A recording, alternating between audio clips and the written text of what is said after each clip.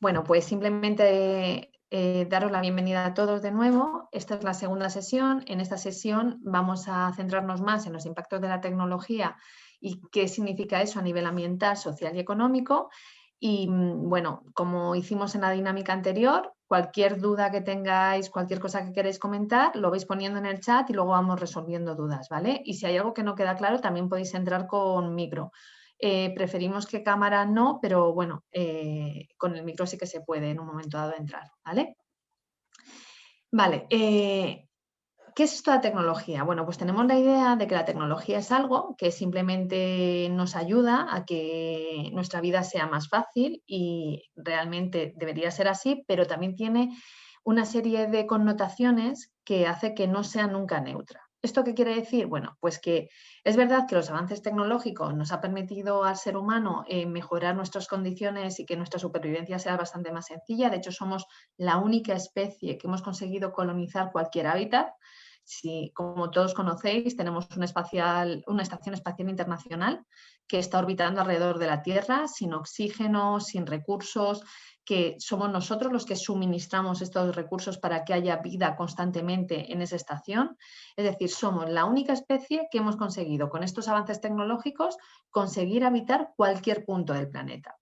Pero también tenemos que reflexionar hacia dónde van esos avances tecnológicos. Si yo os pregunto qué pasó en Hiroshima, ¿qué me podéis contestar? A ver, ¿quién se acuerda qué pasó en Hiroshima o en Nagasaki? Dice Rodrigo, 2 bombas nucleares, efectivamente. Y eso es un avance también tecnológico. Entonces, cuando avanzamos en la tecnología, nos tenemos que plantear hacia dónde queremos avanzar, ¿vale? Luego, por otro lado, tenemos una idea de que la tecnología nos va a salvar de todos los problemas a los que nos enfrentamos. Y es verdad que ayuda a superar dichos problemas, pero no es la panacea.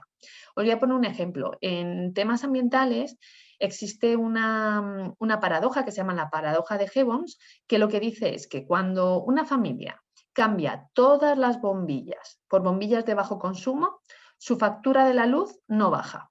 ¿Por qué pensáis que esto ocurre? Pensad, una bombilla normal, incandescente, puede ser de 80 vatios, una bombilla de bajo consumo es de 12, 13 vatios. ¿Por qué no baja su factura de la luz, aunque tecnológicamente la casa ha avanzado mucho? Claro, comenta Julen, porque se encienden más tiempo, efectivamente, porque al final, ¿qué es lo que hacemos? Relajamos nuestros hábitos. Es decir, la tecnología nos puede ayudar a mejorar nuestras condiciones de vida, pero tenemos que olvidar esa idea de que nos va a salvar de todos los problemas. Entonces, tenemos unas expectativas que es verdad que pueden apoyar a determinadas soluciones, pero que no van a conseguir resolver absolutamente todas las cosas y más si son problemas complejos, ¿vale? Y luego, por otro lado, no podemos olvidar que las tecnologías también son canales de penetración cultural. ¿Qué significa esto? Bueno, yo siempre pongo el mismo ejemplo. Si yo ahora mismo os enseño la silueta de una botella de Coca-Cola, todos vosotros sabéis que es una botella de Coca-Cola. Pero lo sabéis aquí, lo saben en la República del Congo, en Ghana, en Australia, en Chile o en mitad de Siberia. ¿Por qué? Porque a través de la tecnología, en este caso la televisión y todos los anuncios que a lo largo de toda nuestra vida hemos ido viendo de esta marca, todos sabemos que esa silueta de esa botella pertenece a un refresco. Es decir, tenemos una penetración cultural de mensajes aunque nosotros no seamos conscientes, ¿vale? Esto con la Coca-Cola queda en algo anecdótico, porque al final es un refresco que de principio tampoco tiene ninguna connotación buena o mala, pero fijaros, es anecdótico porque es una de las cosas que no nos aporta nada a la dieta, pero que todo el mundo que no puede consumir Coca-Cola quiere consumir. Es decir, es como un anhelo a algo que queremos. Pues ese es un problema, porque nosotros como sociedad occidental industrializada vendemos a todo el planeta que nuestro estilo de vida es el mejor. Y eso en gran medida lo hacemos porque sin darnos cuenta, a nivel tecnológico, vamos introduciendo nuestro estilo de vida en otras culturas. ¿Vale? Entonces, esto es muy importante porque las innovaciones tecnológicas son interesantes, pero también implica que son canales de penetración cultural con determinados riesgos. Si nuestro sistema de vida, este sistema de vida que os decía que es insostenible tal como tenemos porque estamos consumiendo más recursos de los que el planeta dispone, se lo estamos vendiendo como el mejor sistema de vida a todo el planeta, llegamos a una nueva paradoja. les estamos vendiendo un mensaje a todos los habitantes del planeta de tenéis que intentar alcanzar esto cuando sabemos que eso es completamente insostenible. Esto es lo que comentamos que, bueno, que hay que tener cuidado con la tecnología porque tenemos canales de penetración de mensajes que son muy potentes y que hace que en un momento dado estemos, digamos que poniendo nuestra cultura en superioridad a otras culturas y otros comportamientos, ¿vale? No sé si esta idea ha quedado clara, pero sobre todo lo que quiero deciros es que a través de las diferentes vías tecnológicas que os podéis imaginar, todos nosotros en un momento dado estamos sometidos a un montón de mensajes que lo que nos venden es nuestro sistema occidental industrializado es el mejor. Y todo el mundo que quiere un mejor estilo de vida, lo que intenta hacer es cumplir ese sueño de vida occidental, ¿vale? Cuando en otras culturas antes tenían otras expectativas y otros sueños, ¿no? Y lo que hemos hecho es homogeneizar esos sueños para que todos aspiremos a lo mismo y en gran medida debido a la tecnología, ¿vale? Bueno, para que una tecnología sea adecuada, pues tiene que cumplir varias condiciones. La primera condición es que es una tecnología que debe mejorar las necesidades de todas las personas. Cuando os ponía el ejemplo de esa innovación tecnológica como fue las bombas nucleares, está claro que esto no lo cumplía, porque a los habitantes de Nagasaki y de Hiroshima les cayó una bomba encima. Entonces, ese tipo de tecnología no es la tecnología que debemos buscar a nivel de humanidad, ¿vale? Además, tiene que ser una tecnología que permita conservar el equilibrio ecológico dentro del sistema Tierra. Y luego vamos a ver cómo a día de hoy el uso excesivo de nuevas tecnologías pone en riesgo ese equilibrio porque supone muchos impactos ambientales y sociales, ¿vale? Y luego, por otro lado, tiene que ser compatible con las culturas de los contextos donde se implanta. Es decir, nosotros no buscamos esa superioridad o esa penetración cultural donde un solo estilo de vida es el que vendemos como que es el mejor. Debe ser compatible con otras formas culturales de supervivencia, ¿vale? ¿Por qué? Porque no tiene nada que ver un país, por ejemplo, como Estados Unidos, que son pocos habitantes para la cantidad de territorio del que disponen, a un país como España, que vivimos casi 50 millones de habitantes en un territorio relativamente pequeño, ¿vale? Entonces, culturalmente debemos ser distintos y por tanto nuestros estilos de vida y nuestros comportamientos también deben ser distintos. No tenemos que pensar que lo mejor es lo suyo, lo mejor es lo nuestro. Lo que tenemos que pensar es que tenemos culturas distintas y tenemos que intentar vivir de una manera lo más sostenible posible en cada una de esas circunstancias, ¿vale? Bueno, ¿y cuáles son estos grandes impactos que os comentaba? Bueno, pues los grandes impactos socioambientales son en concreto tres, que luego vamos a desglosar en más impactos distintos. Pero el primero es el agotamiento de recursos. Las nuevas tecnologías, como explicaremos un poquito más adelante, necesitan materias primas que sobre todo son minerales y plásticos y también necesitan mucha energía para su funcionamiento. Luego está la contaminación. Cuando en un momento dado estamos fabricando estos dispositivos o bien luego cuando les tratamos como residuos, producen bastante contaminación a nivel de atmosférica y a nivel de aguas, ¿vale? Y luego las desigualdades sociales. Veremos que hay impactos muy sangrantes entre diferentes países que están involucrados en los procesos de fabricación y luego de tratamiento de residuos de este tipo de dispositivos, ¿vale? Y todos estos tres impactos dependen también de tres factores. ¿En qué consisten esos factores? Bueno, si tenemos a más población que consume más tecnología, está claro que el impacto del uso de las tecnologías se multiplica por cada habitante, ¿vale? Recordad que actualmente estamos alrededor de 7.500 millones de personas y podemos decir que a día de hoy cualquier persona adulta a partir de 12 años en una sociedad industrializada dispone de un smartphone y también dispone en muchos casos de ordenadores, de tablets. ¿Cuántos dispositivos tenéis en casa? Pensadlo, ¿vale? Vamos a hacer como una pequeña encuesta. Decidme en casa cuántos móviles, ¿vale? Cuántas tablets y ordenadores, ¿vale? Y televisiones hay. Así rápidamente, contadlo y id poniéndolo en el chat. Y me ponéis también al lado cuántas personas sois, ¿vale? Me ponéis el número de dispositivos y cuántas personas sois. Venga, ¿alguno de vosotros o vosotras? Vale. Yago dice, somos 4 personas y 4 móviles. Yago, me imagino que también en casa tendréis televisión y también me imagino que tendréis algún ordenador, ¿vale? Mira, Julen dice, 2 personas en casa y tenemos 6 dispositivos móviles. Entiendo que en esos 6 dispositivos has contado ordenadores, tablet o televisión, ¿vale? 4 móviles, 4 personas. 9 dispositivos, 6 personas. 8 dispositivos, 3 personas. Fijaros, como mínimo, tenemos un dispositivo por persona. Pero, por ejemplo, en el caso de Jorge, ya estamos hablando de 11 dispositivos diferentes para 4 personas. Tenemos ya como 2 dispositivos y algo más, casi 3 dispositivos. Con esto, ¿qué es lo que os quiero decir? Si cada vez hay más población y esa población necesita el acceso a esos dispositivos, pues cada vez tenemos mayor cantidad de dispositivos que atienden a esa población, ¿vale? Luego tenemos este segundo caso, la calidad ambiental de la tecnología. Es verdad que a medida que la tecnología avanza es una tecnología más eficiente, pero también es cierto que se fabrica, y lo veremos un poquito más adelante, con unos trucos para que los aparatos tecnológicos no duren todo lo que podrían durar. Y luego, un tercer factor es cómo se usa esa tecnología. Lo vamos a ver también al final. Hoy vamos a hablar de algunas pautas que podemos tener para que nuestro uso de la tecnología no sea menos insostenible, ¿vale? Es decir, que sea un poquito más sostenible, que tengamos un comportamiento más adecuado cuando estamos utilizando estos dispositivos, ¿vale? Con acciones que vais a ver que son bastante sencillas. Bueno, ¿qué es lo que ocurre? Bueno, pues que vamos a ver que impactos locales están produciendo efectos globales, ¿vale? Como puede ser, por ejemplo, aquí os ponía un montón de focos de emisión de CO2. Teníamos aquí fábricas, incineradoras, de hecho me gusta mucho esta de aquí, que esta es la Boina de Madrid, ¿vale? Y luego también el propio tráfico. Todo esto está relacionado con la tecnología, porque esta fábrica puede ser una fábrica de plásticos, como una refinería que esté produciendo plásticos para luego realizar las carcasas de las televisiones o de los ordenadores.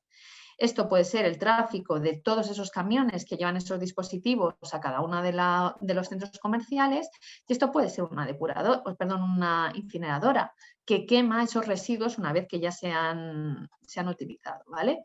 Es decir, tenemos un montón de impactos a nivel local que en este caso, ¿qué va a ocurrir? Pues que cuando van a la atmósfera producen impactos a nivel global. Estas emisiones de CO2, por ejemplo, son las responsables del cambio climático a nivel global, ¿vale? Y también al contrario, este cambio climático que produce tormentas más extremas da lugar a impactos también que nos afectan a nosotros a nivel individual, a nivel local, ¿vale? Por ejemplo, Filomena en la segunda semana de enero, una tormenta extrema, ¿vale? Mucho más intensa de lo que es habitual, que sufrimos todos.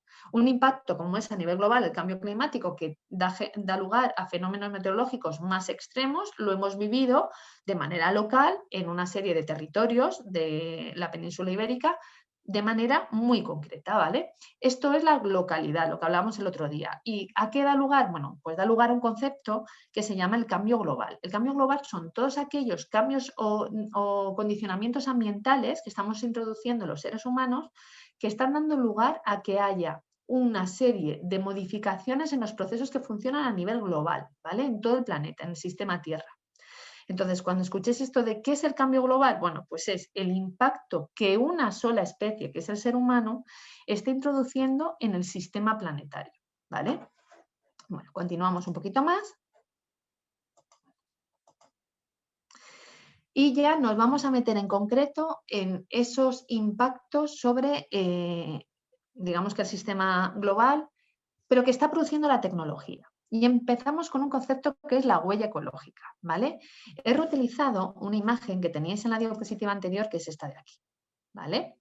Esta diapositiva, lo que quiero que veáis es que hemos superado la huella ecológica a nivel global desde mediados de los años 70. ¿Y qué es esto de la huella ecológica?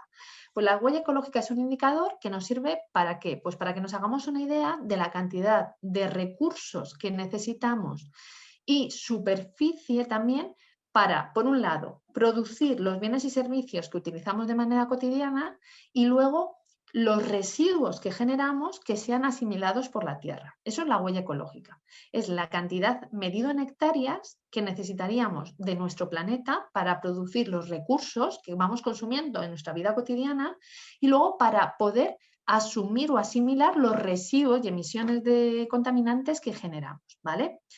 Bueno, esto es un concepto un poco general, que lo podéis utilizar en vuestra vida cotidiana. Es muy interesante. A mí este indicador me parece muy interesante para comparar sociedades y culturas. Cuando os decía, no es lo mismo nuestra forma de vivir con la forma de vivir que tienen otros países y otros estilos de vida, se ve muy bien con la huella ecológica. Cuando nosotros comparamos nuestra huella ecológica con Estados Unidos sale desorbitantemente más grande que nuestra huella ecológica, pero es que la nuestra sale desorbitantemente más grande que la huella ecológica, por ejemplo, en Indonesia. Entonces, está muy bien para comparar estilos de vida. Y os he puesto aquí una calculadora de huella ecológica de manera anecdótica, ¿vale? No tenéis que hacer nada con esto, pero bueno, que sepáis que si queréis probar o ver cuánto necesitáis del planeta para vivir, pues ahí tenéis una pequeña calculadora que con un cuestionario os dice cómo de depredadores sois o al contrario, de respetuosos sois con el planeta en cuanto a vuestra forma de vida, ¿vale? Pero sí que me interesaba pensar que toda la tecnología que consumimos sí que tiene una huella ecológica. Y entonces vamos a ver de qué estamos hablando. Bueno, pues mirad, un ordenador de mesa necesita 22 kilos de sustancias químicas para su producción, 1.500 litros de agua y 240 litros de combustible, que son alrededor de 5 depósitos de un coche, solo para fabricar un ordenador, ¿vale? Todo esto en el proceso de fabricación, de consumo y de tratamiento. Claro, muchos de vosotros poníais, nosotros tenemos 4 ordenadores. Fijaros, multiplicad esto por 4. Y solamente estamos hablando de los ordenadores. Luego vamos a ver que los móviles también tienen una huella ecológica bastante grande y las televisiones también, cualquier dispositivo tecnológico. Fijaros, cada búsqueda en Internet supone 0,2 gramos de CO2. Y pensamos, bueno, eso es muy poquito, ya. Pero si pensamos en un momento dado la cantidad de búsquedas en Google que se realizan diariamente, esta cifra es desorbitante, ¿vale? Y como anécdota, en el año 2014 ya se desechaban en la Unión Europea hasta 100 millones de móviles, ¿vale? Es decir, generamos muchísimos residuos de este tipo. Fijaros cómo de importante es esto, que no sé si habéis visto, el otro día os mandé tarea, os dije, me gustaría que vieseis un pequeño vídeo sobre la historia de las cosas, que contaban cómo es el sistema de producción y qué huella ecológica trae asociada. Y lo que he hecho ha sido sacar esa diapositiva donde salía el proceso de producción y ver cuáles son las grandes amenazas a las que nos enfrentamos en ese proceso de producción, en concreto de dispositivos tecnológicos. Fijaros, en la primera parte, esta de aquí, un minuto, a ver si me deja utilizar el bolígrafo. Sí, aquí. En la primera parte, esta etapa es la que se supone que es el suministro de recursos, ¿vale? ¿Para qué? Para que todos esos recursos lleguen a las fábricas y se produzcan esos dispositivos tecnológicos, televisiones, tablets, ordenadores, móviles, impresoras, todo lo que se os ocurra. Luego, esos dispositivos vienen a los centros comerciales, se distribuyen y los consumidores vamos a comprarlos. Durante su etapa de vida, su ciclo de vida, vamos a tenerlos en casa y los vamos a consumir.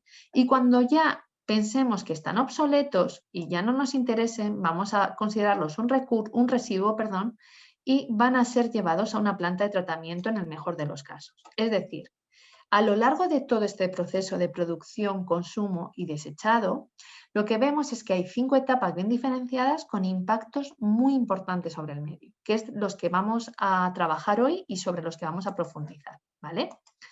Vale, mirad, el primer impacto. El primer impacto serían los minerales de sangre, que está asociado, un minuto,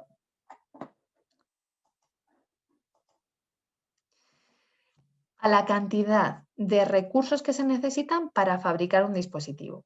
Os he colocado aquí un pequeño diagrama donde aparece qué se necesita para fabricar un iPhone, ¿vale? Fijaros, hay un montón de elementos diferentes: aluminio, carbono, oxígeno, hierro, silicio, cobre, cobalto, hidrógeno, cromo, níquel y otros.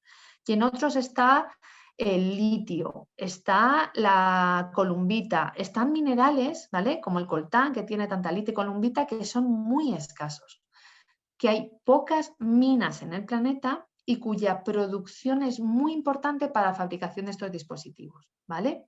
¿Esto qué significa? Bueno, pues que para fabricar un dispositivo móvil se necesitan muchos materiales diferentes, materiales no renovables, ¿vale?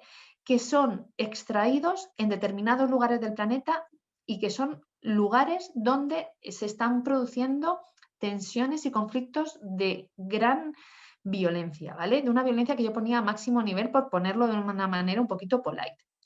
Luego vamos a ver en qué consiste, pero sobre todo, pensad que se necesitan tantos minerales de este tipo que al final, en aquellos lugares donde existen estos minerales, lo que está ocurriendo es que hay grupos armados que ocupan esas zonas y crean minas ilegales, ¿vale? Luego vamos a ver con profundidad un ejemplo en la República del Congo. Pero también, o sea, la República de Congo es sobre el coltán, pero aquí os he puesto un vídeo, ¿vale? Es muy cortito, los vídeos que os presento hoy son muy cortitos, son de 2 o 3 minutos, pero os recomiendo que os los veáis todos, porque cada vídeo va a explicar con detenimiento cada uno de los problemas que os estoy comentando, ¿vale? Y en 2 o 3 minutos os va a quedar todo muy claro. Bueno, en concreto, en este vídeo habla de las minas irregulares de oro que hay en Colombia.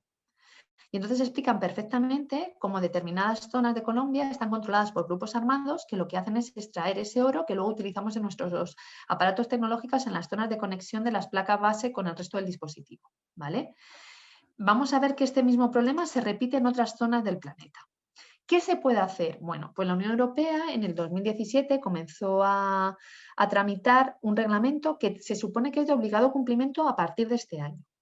¿Qué es lo que quieren? Impedir el acceso de dispositivos que tengan minerales que se llaman minerales de sangre o minerales en conflicto, que son minerales que proceden de minas irregulares donde grupos armados están controlando esas zonas y a base de violencia extraen los recursos minerales y se los venden a las grandes multinacionales.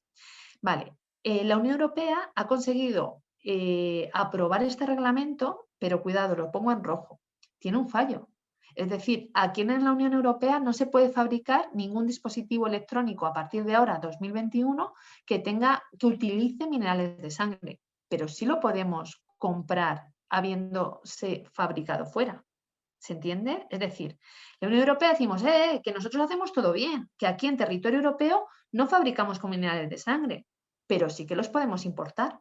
Sí podemos traer móviles, televisiones, ordenadores que han sido fabricados, por ejemplo, en cualquier otro país, en Letonia o en Rusia, por ejemplo, y que como no es Unión Europea, sí que lo podemos comprar y ahí ya sí que nos lavamos las manos y decimos, ay, es que aquí no podemos hacer nada porque como no lo hemos producido aquí, ¿vale? Comenta Samuel y ya. A ver un momentito que abro el chat aquí. Dice, para solucionar eso no se podría llevar a cabo la economía circular. Luego vamos a verlo, ¿vale? Efectivamente, una de las ventajas una de las posibles soluciones es dar más peso a la economía circular, ¿vale? Y Yago dice, el problema es que normalmente es tan barato que económicamente extraerlos para reciclarlos cuesta dinero. Bueno, vamos a verlo, vamos a ver por qué es barato. Es que realmente la explotación de la minería no es tan barata. Vamos a ver la siguiente diapositiva.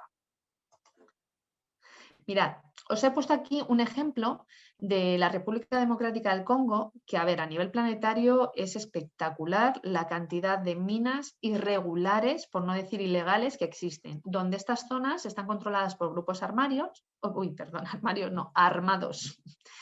¿Qué es lo que ocurre? Mirad, del 100% de las minas, es decir, de 100 minas, 90 están controlados por estos grupos armados. ¿Qué hacen estos grupos armados? Siembran el terror en determinadas zonas. Cuando digo que siembran el terror es que atacan poblados completos, se llevan a los niños, en muchos casos los utilizan como niños soldado, ¿vale? En otros casos se los llevan a la mina para trabajar en unas condiciones de semiesclavitud, con salarios que son, bueno, digamos que ridículos y unas condiciones de vida de jornadas laborales muy, muy grandes y muy pocas condiciones laborales de seguridad. Y estamos hablando de una mina. Además de esto, también se llevan a los hombres y cuidado, si quieren sembrar el terror en esos poblados, otra de las cosas que hacen es atacar a las mujeres. ¿Cómo atacan a las mujeres? En muchos casos matándolas, obligando a esos niños que luego se van a convertir en niños soldados en matar a sus propios familiares, violándolas. Cuando se viola a una mujer, en muchos casos se queda embarazada, esos niños luego son repudiados por sus propias poblaciones, es decir, consiguen sembrar el terror y destruir culturalmente y socialmente esos espacios. Claro, si yo no tengo a ningún poblado que me dé problemas porque lo he destruido, cuento con mucho espacio de control relativamente sencillo por ese grupo armado y luego en ese espacio es donde empiezo a explotar las minas, ¿vale?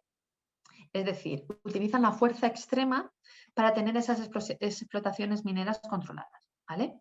Además, esto supone un gran impacto, ¿por qué? Pues porque en la República del Congo están parte de las selvas, o sea, digamos, de los bosques primarios que todavía quedan con mayor biodiversidad planetaria. ¿Qué es lo que ocurre? Estas minas no guardan ninguna medida. Si no guardan medidas de seguridad para sus propios trabajadores, imaginaros qué tipo de respeto hacia el medio ambiente tienen. Ninguno, no es prioritario. O sea, no es ni siquiera prioritario salvar la vida de sus propios trabajadores. Y luego, por otro lado, al ser zonas que están constantemente en un conflicto bélico, es decir, con conflictos armados muy, muy fuertes entre diferentes territorios, lo que ocurre es que en lugares de guerra tampoco podemos pedir que se respeten en un momento dado esos bosques y esa biodiversidad. Entonces, ¿qué es lo que está ocurriendo? Pues que esta zona está viéndose sometida a una gran deforestación y a destrucción de todos esos ecosistemas. Fijaros, os he colocado 3 audiovisuales. Estos son un poquito más largos, pero por favor, os pido por favor que al menos, o bien que es un reportaje que se hizo de Jordi Évole en las minas de coltán de la República del Congo. Este es bastante reciente, ¿vale? O bien que es un documental un poquito más largo y también más antiguo, pero que también muestra perfectamente el conflicto, que es En tierra hostil. En ambos, si no conocéis esta realidad, vais a alucinar, parece una película de ficción. Yo cuando veía Diamantes de Sangre de Leonardo DiCaprio, que ves una película de ficción y luego ves estos documentales y dices, madre mía, es que está ocurriendo exactamente lo mismo y son testimonios reales de qué está pasando allí. Bueno, a mí me parece que de verdad, o sea, que hay que verlo y conocer bien lo que significa manejar un dispositivo móvil que implica minerales de sangre, ¿no? Y hay que repensar si nosotros queremos ser parte de esto. Y luego, por otro lado, también os he colocado, este es muy cortito, un pequeño vídeo, un reportaje sobre una mina de coltán que se está explotando en Galicia, para ver las diferencias, para ver cómo en un momento dado se explota allí y cómo se explota aquí. Y aquí, hilando un poco a lo que comentaba Yago, decía, es que es más caro que extraerlo, o sea, que es más caro reciclarlo que extraerlo. Bueno, vamos a pensar. ¿Es más caro reciclar un mineral que extraerlo? Depende. Si en un momento dado, tal como vais a ver en esos documentales, no pagamos a la gente que trabaja allí porque los tenemos sometidos a esclavitud o a semiesclavitud, les pagamos unas cantidades que son irrisorias. No tenemos medidas de seguridad, medidas laborales, medidas ambientales, como sí que las tenemos aquí, en nuestra mina de Galicia. Entonces sí, está claro que es más caro, pero es que tal vez no lo estamos haciendo bien en la República del Congo y tal vez haya que pagar más por esos dispositivos porque esos minerales, el reciclaje de esos minerales requiere más dinero y por tanto hay que pagar más por el precio final de esos dispositivos, ¿vale? Bueno, os recomiendo que lo veáis porque es muy interesante. Venga, continuamos un poquito más. Vale. Otro impacto que tenemos en este caso durante el proceso de producción es la huella hídrica. Proceso de producción, proceso de consumo y sobre todo el proceso de, una vez que ya lo considero este dispositivo un residuo, bueno, ¿qué pasa con él? ¿Vale? ¿Cómo se le da ese tratamiento? Yago comentaba, claro, es que estabas hablando solo de dinero, efectivamente. Ese es el problema tal vez que tenemos, ¿no? O sea, Yago, yo una de las cosas que os recordad que yo aquí hago siempre de abogada del diablo, ¿no? O sea, mi papel es provocaros, haceros reflexionar. Una de las cosas, Yago, que creo que tenemos que empezar a hacer es reflexionar qué implica el comprar un nuevo dispositivo. O sea, ¿qué es lo que todo lo que tiene detrás, todos los impactos que tiene detrás, porque esto nos va a servir para tomar mejores decisiones, ¿vale? Recordad esas preguntas que teníamos al principio de todas estas sesiones y que vais a tener que debatir en mayo, que es qué responsabilidad tenemos como consumidores. Bueno, pues para mí sería un logro que cuando terminéis todo este proceso, en mayo, antes de comprar un nuevo móvil, una nueva tablet, os replanteéis cosas, ¿no? Os replanteéis como, vale, ¿y esa tablet qué marca es? ¿Y esta marca de dónde saca los minerales? ¿Vale? ¿Cuál es la huella hídrica, por ejemplo, de la producción de ese bien y servicio? La huella hídrica es la cantidad de agua, generalmente agua dulce, que se necesita para producir, usar y desechar ese producto. Y fijaros, para producir un móvil se necesitan una media de 910 litros de agua.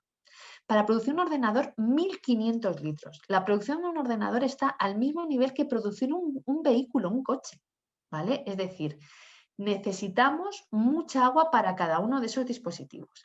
Vamos a recordar un poco la cantidad de dispositivos que decíais que teníais, ¿vale? Fijaros, había una casa que decía que disponía de 15 dispositivos o de 11, ¿vale? La que dispone de 11 dispositivos solamente en huella hídrica de esos dispositivos, si fuesen ordenadores, ¿vale? Estaríamos hablando de 16.000 y pico litros. O sea, es decir, que cada dispositivo que utilizamos tiene una gran cantidad de agua que se ha dedicado a su producción y que también se va a dedicar a luego asimilar ese tratamiento de ese residuo electrónico para volverlo a introducir otra vez en el mercado, lo que llamamos de esa economía circular, ¿vale? Entonces hay que pensar bien, hay que decir, oye, pues es verdad que a nivel de agua, tela, lo que consume la tecnología. Luego también la huella de carbono. ¿Qué es la huella de carbono? La cantidad de emisiones que se producen a nivel de CO2 o de otros gases de efecto invernadero para producir un dispositivo electrónico, ¿vale? Usarlo y luego desecharlo, es decir, darle un tratamiento. Es verdad que las redes de Internet cada vez son más eficientes y los dispositivos también, pero cuidado, cada vez hay más dispositivos, ¿vale? Cada vez se utiliza más el Wi-Fi. Cuidado con el Wi-Fi, que vosotros mismos lo sabéis. Cada vez que ponéis el móvil en modo Wi-Fi, gasta muchísima más energía que cuando lo tenemos sin el Wi-Fi puesto, ¿vale? Y luego cada vez hay más tráficos de datos. Es decir, que en un momento dado estamos descargando muchas más cosas con el móvil de lo que hacíamos antes. ¿Esto qué supone? Pues fijaros, a nivel de producción, ¿vale? En el uso de un dispositivo electrónico, básicamente el 75% de las emisiones que durante toda la vida va a tener ese dispositivo se producen en el proceso de producción, es decir, en fábrica, ¿vale? El otro 25% es el que se van a producir mientras nosotros lo usamos o bien cuando lo desechamos. Además de eso, fijaros, el 4% de los gases de efecto invernadero a nivel global, ¿vale? Es decir, de las 100 moléculas de gases de efecto invernadero que echamos a la atmósfera a nivel global, 4 de ellas proceden de las emisiones de gases de efecto invernadero del sector tecnología. Pero es que dentro de 15 años o de 20 años se estima que esto puede llegar a ser hasta el 14%, es decir, de cada 100 moléculas, 14 las vamos a emitir por el uso de la tecnología que realizamos. En estas 100 moléculas o en este 100% deberíamos introducir los gases de todo, de los automóviles, de la fabricación de todos los bienes y servicios, de la ganadería intensiva, de un montón de cosas. Y fijaros, para el año 2040, un 14% se supone que va a ser solo del uso tecnológico de la población, ¿vale? Entonces vemos que es una fuente de gases de efecto invernadero bastante importante. Y luego algunos datos anecdóticos. En el 2018, los gases de efecto invernadero emitidos por plataformas como Netflix y Amazon Prime eran casi superiores a los de un país como Chile. Pero es que en Madrid los gastos la emisión de gases de efecto invernadero de Netflix y Facebook supondría las mismas emisiones que emite una ciudad de 200.000 habitantes, como puede ser Móstoles o Alcorcón, ¿vale? Es decir, que es importante la cantidad de gases de efecto invernadero que están asociados a la producción, al consumo o uso de las nuevas tecnologías y también al proceso de desecharlos, ¿vale? De hecho, se piensa que son las fábricas del siglo XXI, o sea, esos grandes emisores de gases de efecto invernadero, ¿vale? ¿Hasta aquí alguna duda? Bueno, simplemente un diagrama donde explica un poco dónde se van esas emisiones.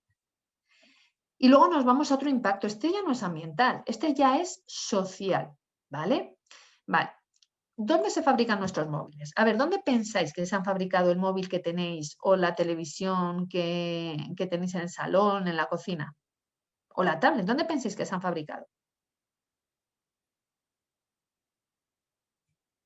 Venga, vamos a animaros, que estoy hablando yo mucho. China, países subdesarrollados, en lugares baratos de costes de producción, pues efectivamente lo tenéis todos muy claro y todos habéis acertado. Fijaros, ¿dónde van a estar? En sitios donde la legislación laboral y medioambiental sea mucho más laxa. Es decir, que no les pongan problemas de, oye, cuidado que me estás contaminando el agua, oye, cuidado que me estás contaminando la atmósfera. Que además la legislación laboral sea también mucho más flexible, es decir, que las jornadas laborales sean más grandes, que haya que pagar menos a los trabajadores, que los trabajadores no me exijan condiciones de seguridad que exigimos aquí en los países desarrollados. ¿Y esto qué significa? Bueno, pues que al final, ¿dónde se fabrican estos dispositivos? En los países en vías de desarrollo, en el sudeste asiático, en Latinoamérica, en algunos países como México, o bien, por ejemplo, dentro de Europa, en los países que están con menores niveles de desarrollo. No se van a fabricar en Francia o en Alemania, no, se fabrican en la República Checa, en Polonia, Rumanía, Estonia, Hungría, ¿vale? Es decir, países que tienen una legislación mucho menos exigente, ¿vale? ¿Y esto qué supone? Bueno, pues supone que las personas que trabajan en estas fábricas ganan poco en condiciones laborales bastante leoninas, bastante mejorables, y además están sometidos a determinados riesgos. Es verdad que en la Unión Europea, todos los países que he comentado, tenemos una legislación un poco más ambiciosa, pero en Malasia, Tailandia, China, India, Filipinas, digamos que todas esas personas no tienen unas condiciones laborales en su día a día que les hagan estar protegidos frente a determinados riesgos. Y uno de los riesgos más importantes es el montaje de los equipos electrónicos. En ese montaje tenemos que combinar muchos materiales y esos materiales en muchos casos son tóxicos. Si no tenemos las suficientes medidas de seguridad, ¿qué es lo que ocurre? Que tenemos una sobreexposición a esos tóxicos. ¿Y eso qué va a suceder? Bueno, pues lo que va a repercutir, la consecuencia directa es que esos trabajadores en muchos casos van a enfermar, ¿vale? De hecho, es una realidad. O sea, se ve en uno de los vídeos que creo que os he puesto, no estoy muy segura porque lo estuve revisando, pero como estaba en inglés, no sé si al final os lo he metido, se ve perfectamente cómo hay fábricas donde determinadas mujeres están sobreexpuestas a determinados tóxicos y a largo plazo les da problemas en la gestación, en los embarazos y luego también les dan problemas de tiroides y de aumento de la cantidad de personas que sufren cáncer. ¿Por qué? Por esa sobreexposición a esos tóxicos, ¿vale? Vale. Otro problema es la obsolescencia programada. Esta palabra que a mí me cuesta muchísimo pronunciar, obsolescencia, ¿qué significa? Bueno, pues lo que significa es lo siguiente. Esto se inventó a mediados del siglo pasado y es una reducción artificial de la vida útil de un dispositivo. ¿Vale? ¿Cómo lo hacen? Pues lo hacen de diferentes maneras. ¿Vale? Es muy fácil observar con los móviles o las televisiones. ¿Vale? A ver, la primera es utilizar componentes que sean de baja calidad, que se rompan fácilmente para que ese dispositivo deje de funcionar. La segunda es que cuando utilizan software que no se actualice. Es decir, que en un momento dado no se actualiza y no es capaz de realizar las mismas funciones. A mí, por ejemplo, eso me pasa con mi televisión. Tenemos una televisión de 7 años que ¿qué es lo que ocurre? Que cada vez le cuesta más enganchar a las plataformas en las que vemos televisión, ¿vale? ¿Por qué? Pues no lo entiendo, porque al final tampoco es que estemos utilizando una conexión que no pueda realizar un móvil o una tablet normal, pero digamos que se queda enganchada. Bueno, desde mi punto de vista, sospecho que hay alguna actualización del producto que mi fabricante se ha encargado de que no se instale a partir de determinados años para que la tele deje de funcionar bien, ¿vale? Y luego, por otro lado, las reparaciones. Cuando nos cuesta reparar, esto por ejemplo es un ejemplo real, ¿vale? Mi tablet, yo tengo una tablet para el instituto que tenía un puerto que era micro HDMI para poder proyectar en los cañones de las clases. ¿Qué es lo que ocurrió? Que se me rompió el puerto. Bueno, la tablet me había costado 140 euros. Reparar ese puerto costaba 90 euros.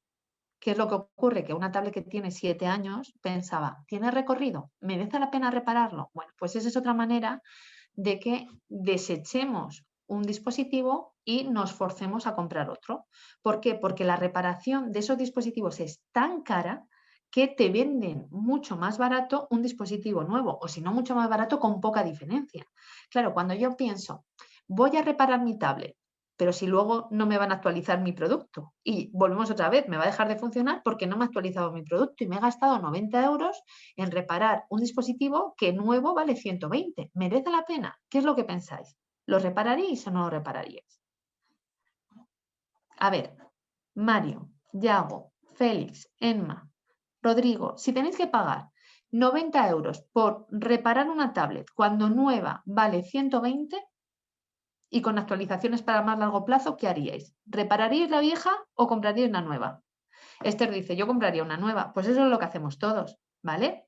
Efectivamente, dice, mucha suerte has tenido si te ofrecen una reparación, porque fui a fábrica, ¿vale?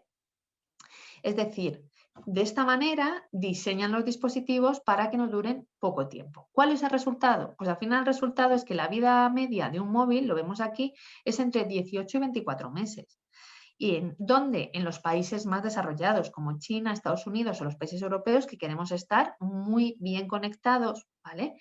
¿Qué tenéis aquí? Un pequeño vídeo donde muestra perfectamente, este vídeo es un vídeo de animación, os va a gustar, os lo prometo, dura 6 minutos, donde muestra perfectamente qué es esto de la obsolescencia programada y cómo ya se introduce este concepto desde el diseño. ¿Para qué? Para que las cosas dejen de funcionar cuando podrían funcionar mucho más tiempo.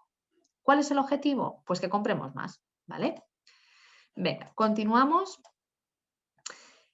Y ya los últimos impactos, ¿vale? La basura electrónica. Fijaros, cada persona de media generamos 6 kilogramos de basura tecnológica anualmente.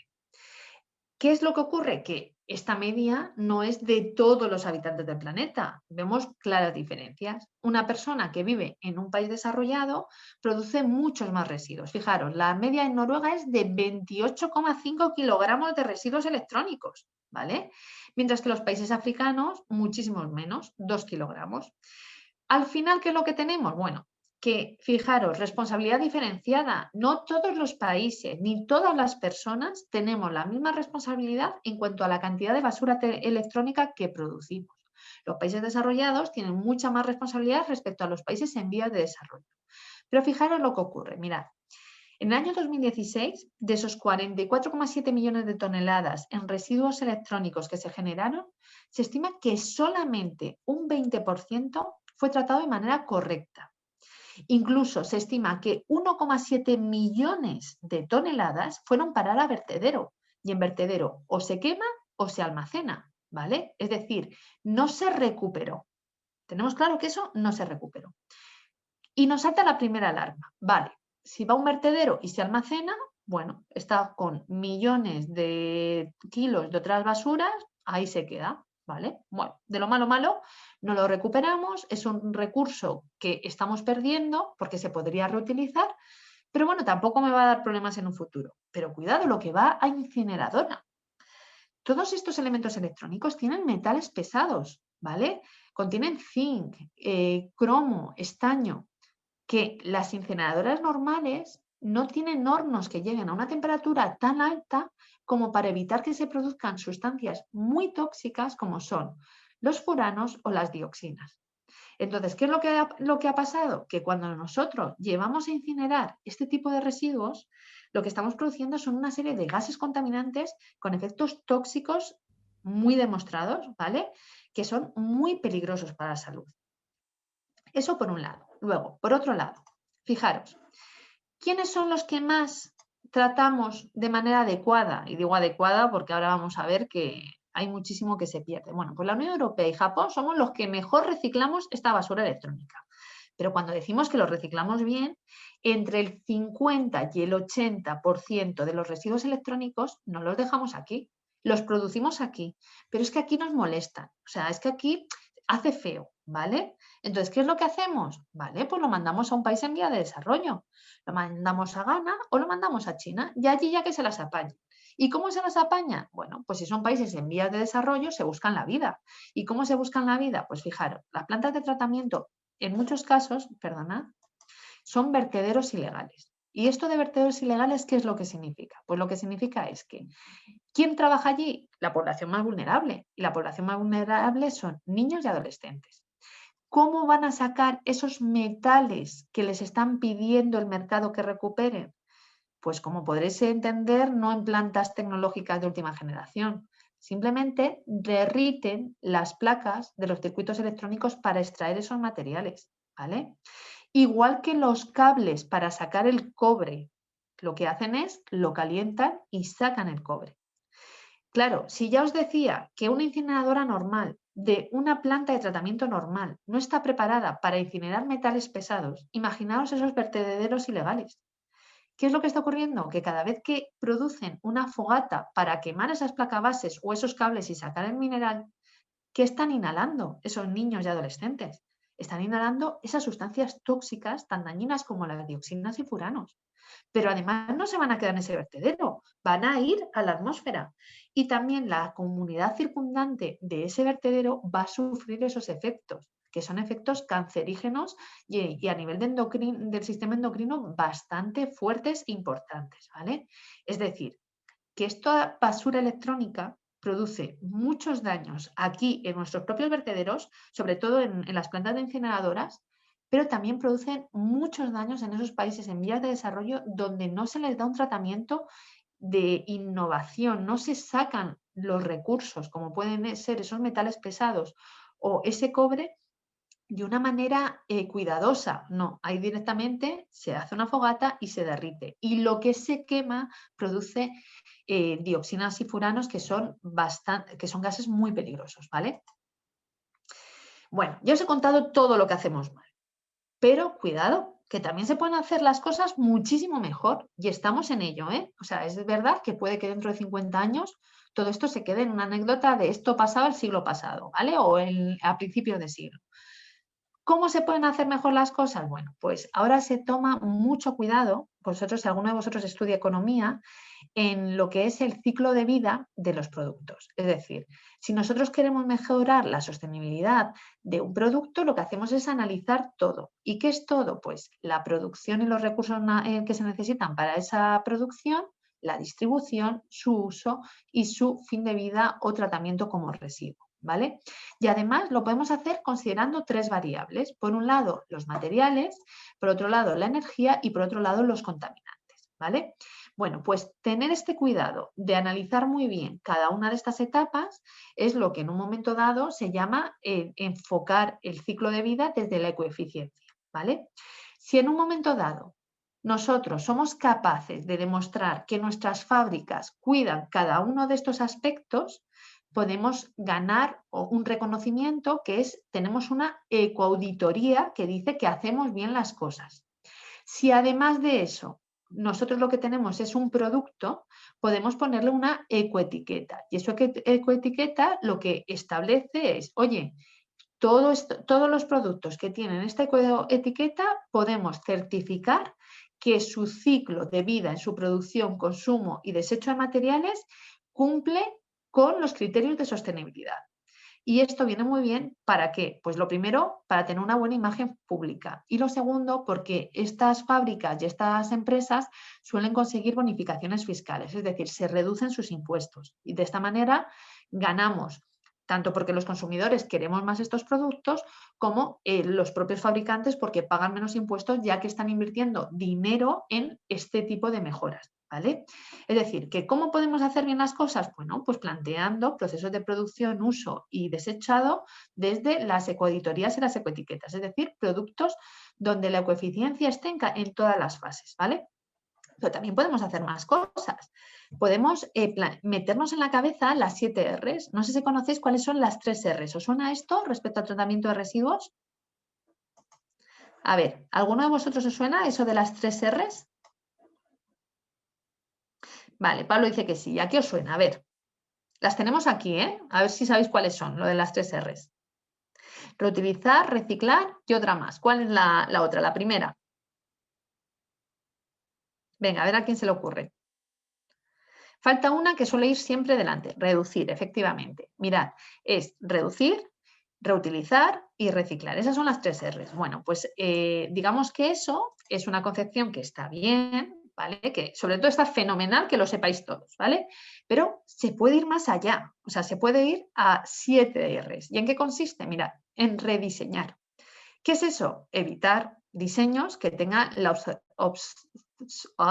no me sale, obsolescencia programada, es decir, que no se nos vayan a romper, que puedan durar todo el tiempo que sea necesario porque existan actualizaciones constantes, porque tengan componentes de buena calidad y porque las reparaciones sean fáciles, ¿vale? Luego, reducir. Lo primero que tenemos que pensar es si necesitamos o no consumir algo. Una vez que pensamos, bueno, venga, lo necesitaba, pero ¿no puedo reutilizar algo que ya tengo para ese mismo servicio que necesito? Si, por ejemplo, es un móvil y lo que me ha pasado es que no me funciona bien el micrófono, ¿no lo puedo reparar? ¿No hay opciones para repararlo si el móvil va bien? Si en un momento dado lo que se me ha roto es la carcasa, ¿no lo puedo renovar? Porque esta carcasa no me gusta mucho. O, por ejemplo, las cámaras. Es que me gusta más una cámara que tenga más píxeles, que enfoque mejor.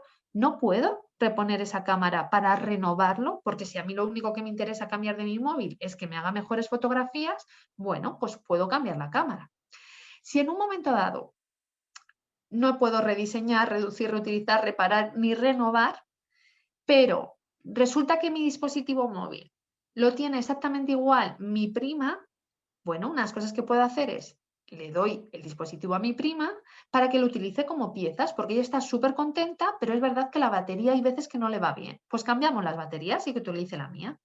Y ya cuando no sirve para nada más, ya la última opción es echarlo a reciclar, es decir, llevarlo a una planta de tratamiento donde puedan en un momento dado darle otra vida a esos materiales que constituyen ese móvil, ¿vale? Esta sería la estrategia de las 7 R's. Tenemos más estrategias, vamos a ver más. La economía circular, ¿vale? Que ya no recuerdo quién era quien lo mencionaba, pero os he colocado un pequeño vídeo donde muy rápidamente muestra qué es eso de la economía circular. La economía circular es entender los procesos productivos como un ciclo, de manera que cuando ya un producto ha llegado a su fin, reintroducirlo de nuevo, ¿vale? Todos esos materiales que he utilizado dentro del propio proceso productivo para recuperarlos y volverlos a utilizar, ¿vale?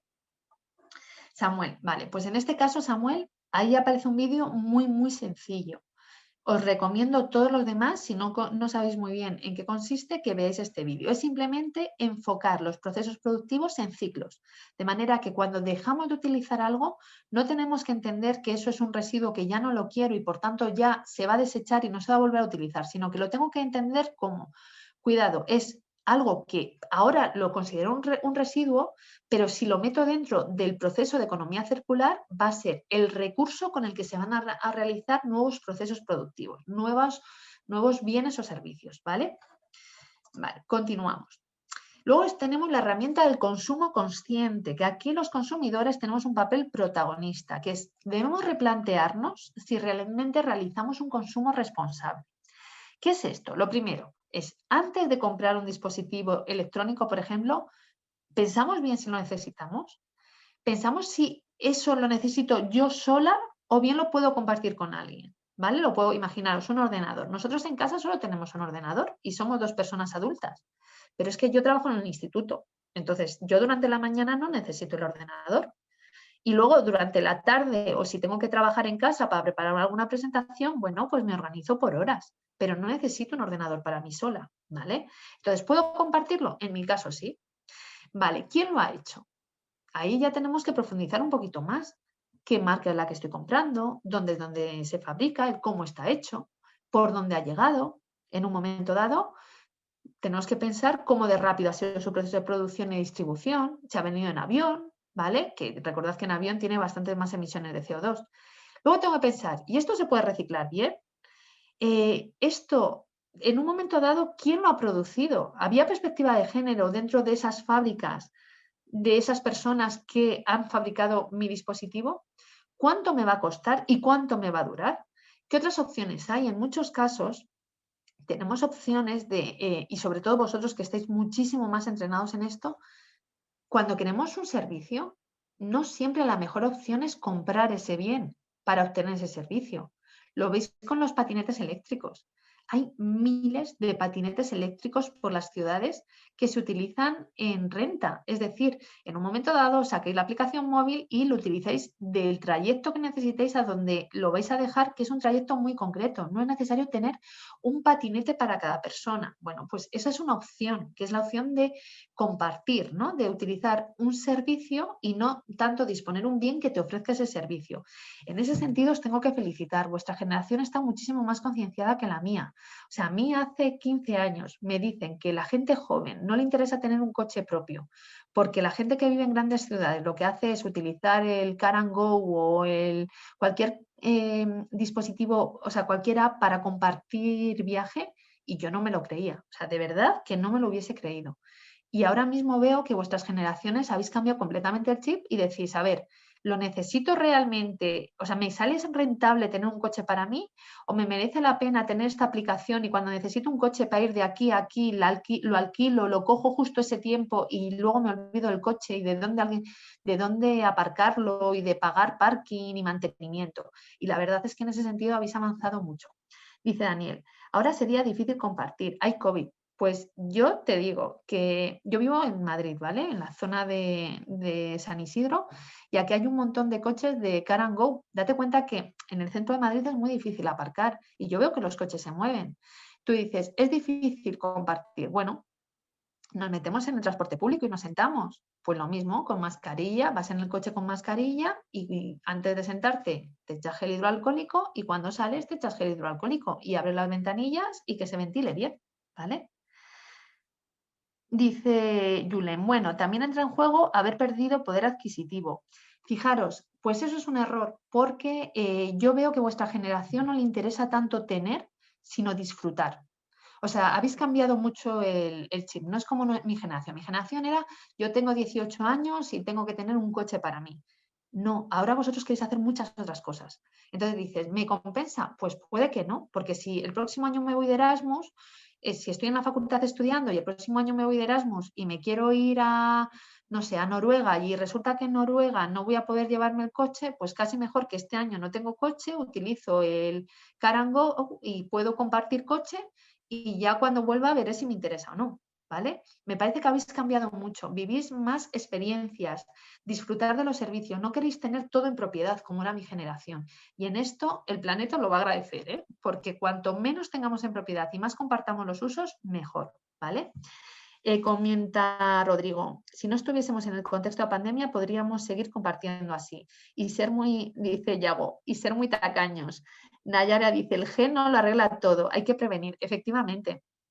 Pero también os digo una cosa, hay que prevenir. Yo, por ejemplo, no utilizo, me estoy moviendo en bicicleta, ¿eh? O sea, es verdad que desde que tenemos la pandemia no utilizo el transporte público, no voy en coche, ¿vale? Tengo mi coche, pero no me apetece moverlo para ir al instituto todos los días y me estoy moviendo en bicicleta. Que en un momento dado, por ejemplo, yo tengo una bici y es la mía, pero vosotros pensáis que es muy descabellado utilizar, por ejemplo, las bicis de préstamo que me ha puesto el ayuntamiento al lado de mi casa para moverme a otro sitio. O sea, yo porque lo utilizo todos los días, pero si tan solamente la quisiera utilizar una o dos veces al mes para irme a dar una vuelta en bicicleta, es tan descabellado echar gel hidroalcohólico, utilizar esas bicis y no tener una bici en casa, que no tengo trastero y la tengo que subir a la terraza todos los días, pues puede que sea una buena solución. Y comenta Feliz, depende del precio, vale 1,30, ¿vale? Y son bicis eléctricas. Esas bicis, comprarlas cuestan 1.600 euros. Para utilizarla 2 o 3 veces al mes, yo te digo que sale rentable, ¿vale? Es decir, que hay que empezar a plantearse no tener tanto en propiedad y empezar a disfrutar de servicios, no tanto de bienes, ¿vale? Bueno, aquí aparece un pequeño manual de consumo responsable, ¿vale? Y luego también os quería poner alternativas donde la tecnología nos hace ser más sostenibles. Es decir, es verdad que la tecnología tiene muchas pegas, pero también nos puede ayudar, ¿vale? Y nos puede ayudar a mejorar nuestras condiciones de vida. Y aquí os he dejado una pequeña guía de Intermon Oxfam donde explican 20 webs y apps que nos pueden ayudar a ser más sostenibles. Por ejemplo, las apps que gestionan los bancos del tiempo. donde vosotros, por ejemplo, podéis prestar un servicio y luego os devuelven otro servicio por el tiempo que habéis invertido. O las apps de compartir coche, ¿vale? Queréis ir a la playa y queréis ir con vuestra tía, pero no tenéis ninguno de los dos coches y pensáis que podéis ir con otra persona del pueblo. Bueno, pues en este caso, estas apps lo que ayudan es a coordinar esfuerzos. ¿Para qué? Para producir menos impactos. Es decir, que la tecnología también nos puede ayudar, no hay que satanizarla, es decir, puede darnos muchas opciones de sostenibilidad que hasta ahora no la teníamos, ¿vale? Os voy a poner otro ejemplo. Ayer rompí la lavadora de mi casa, ¿vale? Rompí la goma. ¿Qué es lo primero que hice? Pues antes de ponerme a llamar al técnico, miré en YouTube un tutorial para ver si se puede cambiar. Y se puede cambiar perfectamente. Además, la marca de mi lavadora venden todos los recambios a través de internet para que fácilmente, además lo explica un técnico de la propia marca sobre cómo cambiar la goma de la lavadora. Bueno, pues para mí la tecnología me puede enseñar cosas como a arreglar mi lavadora. ¿Se entiende esta idea? Vale, comentan aquí. Samuel dice, pero las bicis y otros automóviles eléctricos generan problemas a la hora de desechar las baterías de litio, efectivamente, pero producen menos problemas que lo que son la movilidad normal de otros vehículos. Es decir, no existe la panacea. Las bicis eléctricas son peores que las bicis normales y los automóviles eléctricos también generan muchísimo impacto. No hay ninguna panacea, Samuel. Pero también es verdad que si te pones a pensar en qué es más sostenible a largo plazo, si comprar un coche nuevo diésel o un coche nuevo de gasolina o un coche nuevo eléctrico, yo te tengo que decir que lo más sostenible de estas tres opciones en coche nuevo es el eléctrico. ¿Por qué? Porque emite muchas menos emisiones de CO2, que ahora mismo es el problema más urgente. Ahora bien, si la pregunta es, ¿qué es más sostenible? Si cambiar un coche viejo por uno nuevo eléctrico, te digo que lo más sostenible es quedarte con el coche viejo normal, que no es eléctrico, porque lo más sostenible es no consumir cosas nuevas, ¿vale? A ver, Yago dice, las baterías de hidrógeno siguen siendo pilas y para conseguir el hidrógeno tienes que dividir el agua. Y es verdad, es una de las pegas que tienen las baterías de hidrógeno. Efectivamente, no existe la panacea, todo tiene sus riesgos. Pero es verdad que para movernos, y vosotros más que vivís, por ejemplo, en una localidad fuera de lo que es el sitio donde vais a tener que ir a la universidad, muchos de vosotros vais a necesitar un medio de locomoción.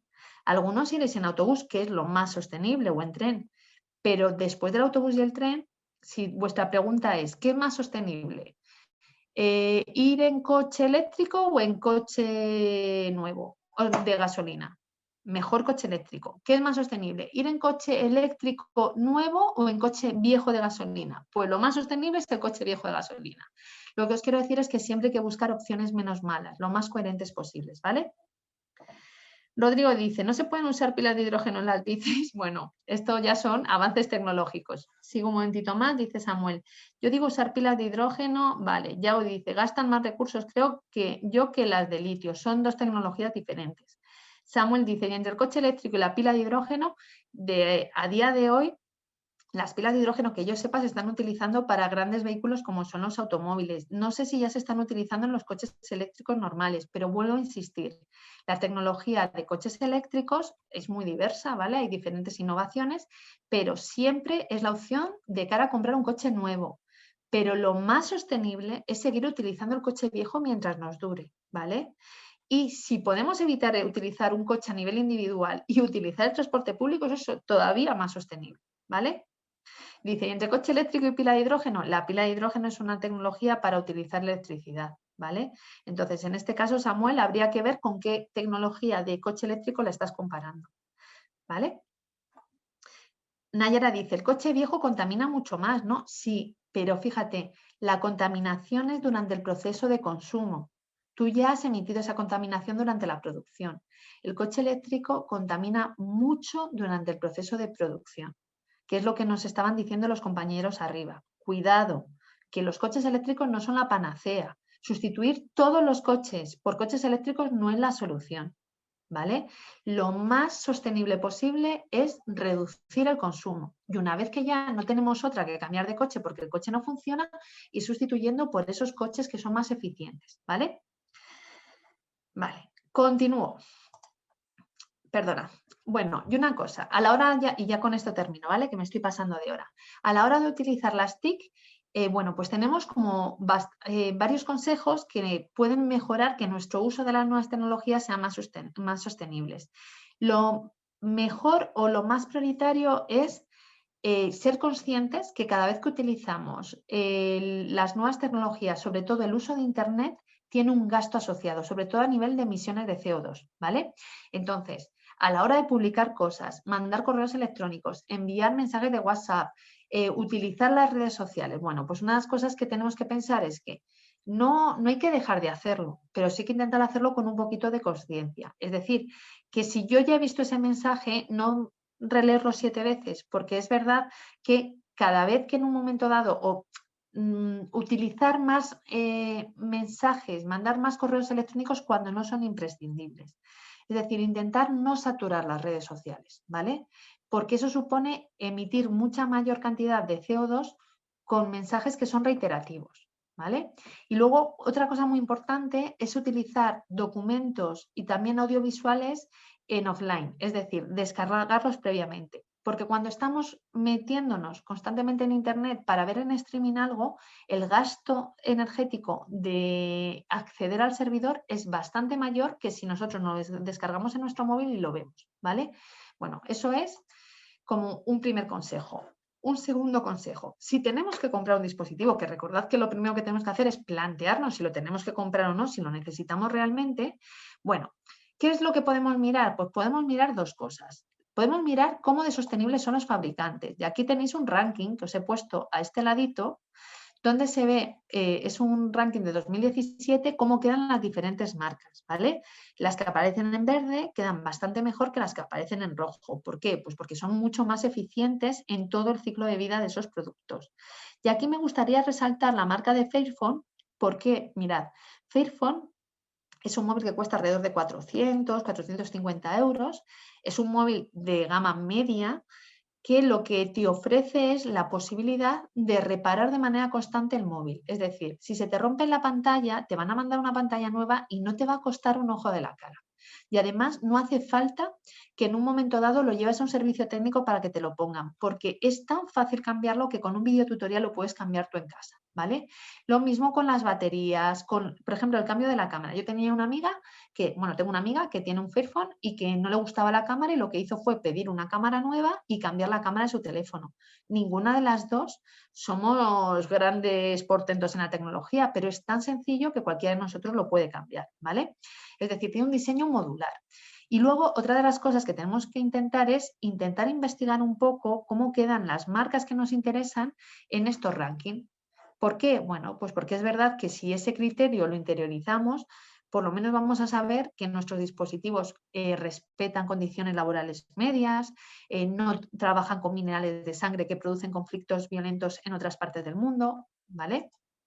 Y luego, por último, bueno, pues que a la hora de utilizar las nuevas tecnologías, que tengamos en cuenta que viene asociada con una huella de carbono muy importante y para ello no todas las compañías de Internet son iguales de respetuosas con el medio ambiente, hay compañías menos contaminantes y aquí sí que es verdad que no os puedo ayudar porque no he encontrado nada en España, en otros países sí que son más claros con esta huella ecológica de cada una de las compañías. Aquí en España la verdad es que no publican esta información. Luego, intentar, lo que os he dicho, ver documentales, ver documentos que sean offline, no en streaming, no estar constantemente descargándolos, evitar videollamadas que no sean necesarias porque también contaminan más y bueno, y simplemente que todas estas cosas que estoy reflexionando, que no las quedéis para vosotros solos, sino que las compartáis con vuestra casa. Es decir, que igual que podéis enseñar a vuestros familiares un montón de cosas que cotidianamente les estáis contando, pues que también les contéis a cómo utilizar mejor la tecnología para que no sea tan impactante, ¿vale? Y aquí lo que os he colocado son, bueno, un pequeño diagrama, ¿vale? Una infografía de resumen de todo lo que hemos hablado y un montón de recursos. Yo estos recursos los he puesto, bueno, pues para alguien que esté muy motivado y que quiera profundizar en algo, pero viendo los documentales, los pequeños documentales que os he colocado en las diapositivas sería suficiente para tener ya muchos datos de cara al debate, ¿vale? Y ahora abro el chat y me contáis cualquier duda que tengáis.